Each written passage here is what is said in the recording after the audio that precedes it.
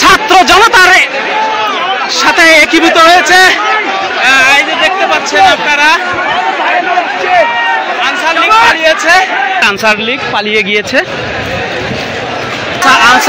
Answer League পালিয়েছে।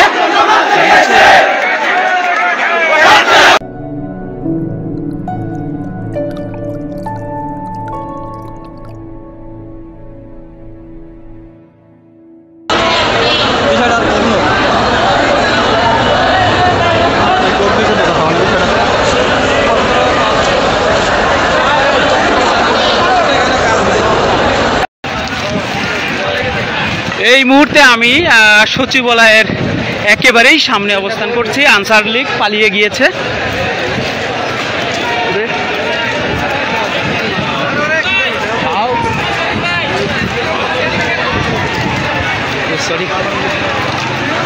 Answer লীগের কত বড় স্পর্ধা যে বাংলাদেশের মানুষ এখন বন্যায় অত্যন্ত নাজেহাল অবস্থায় আছে, মানুষ খেয়ে না খেয়ে জীবন মৃত্যু সন্ধিক্ষণে আছে। সেই অবস্থার পর ওরা স্বৈরাচারের দালাল হয়ে ওরা ফিরে আসতে চায়।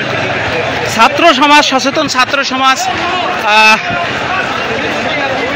জীবিত থাকা অবস্থায় কোনোভাবেই এই অন্যায় দাবি মেনে নেওয়া হবে না। এই মুহূর্তে আপনারা দেখতে পাচ্ছেন যে সেনাবাহিনীও এসেছে।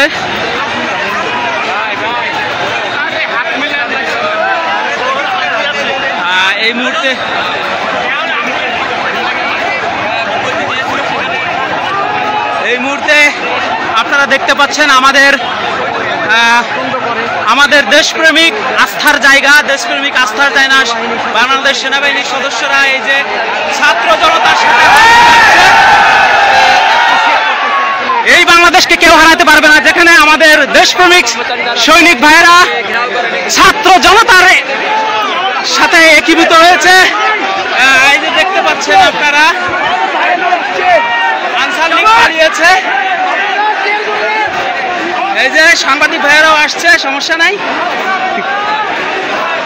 এই মুহূর্তে আমি সচিবালয়ের গেটের সামনে আছি। আপনারা নিশ্চিন্ত থাকুন, আমাদের সকল উপদেষ্টারাই মুক্ত।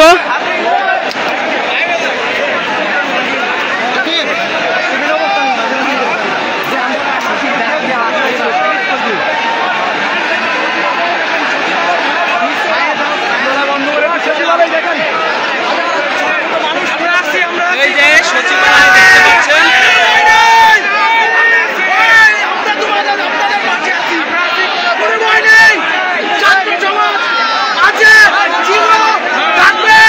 সচিবালয়ে যে সকল ভাইয়েরা আটকা পড়েছে আমরা তাদেরকে উদ্ধার করতে এসেছি।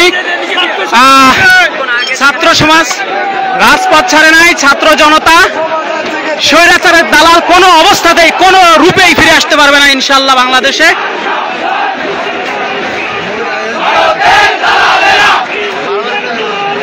হুশিয়ার সাবধান, হুশিয়ার সাবধান, হুশিয়ার সাবধান।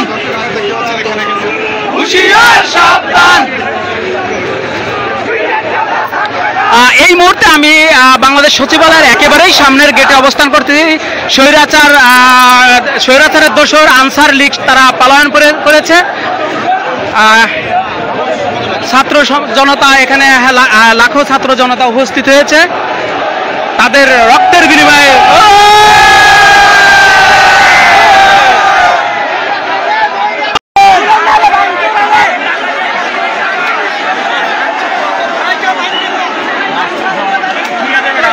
এই মুহূর্তে আমি সচিবালয় গেটের সামনে আছি। আনসার লীগ পালিয়েছে।